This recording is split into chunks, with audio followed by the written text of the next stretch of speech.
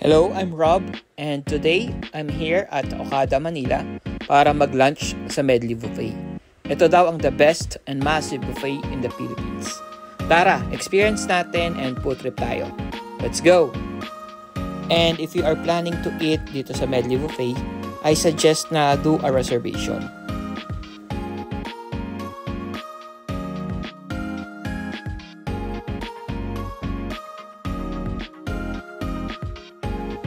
Tara, let's check out their famous cheese room. And definitely you're in for a treat from their cold cuts to the selection of their cheeses.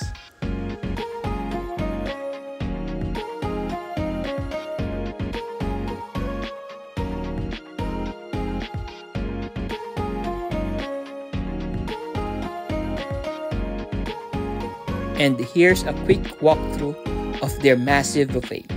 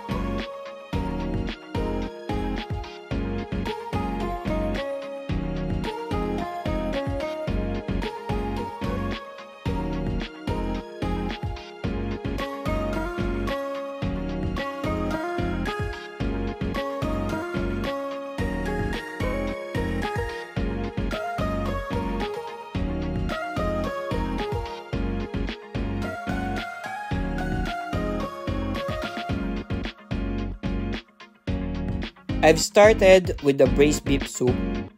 Yung beef broth, rich and savory. The beef is so tender.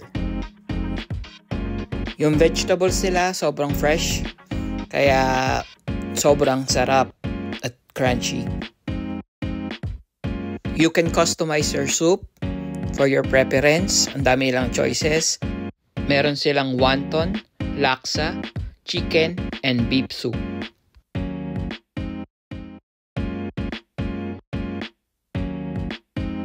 And it's a 10 out of 10. Sumunod naman na sinubukan ko itong spare ribs, salt and pepper chicken from the Asian food selection. So yung spare ribs nila is so tender. Panalo. Init nga napaso ako dyan. And for me, it's a 9 out of 10. Next naman, my favorite, seafood. So, meron silang cooking station. Pwede kayo mamili kung ano gusto nyo paluto sa seafoods nyo. Ako, I choose garlic butter for my shrimp and crab. So guys, pasensya na. Nagkamay na ako dyan para mas enjoy ko yung pagkain ng shrimp at crabs. Don't worry, naghugas po ako ng kamay.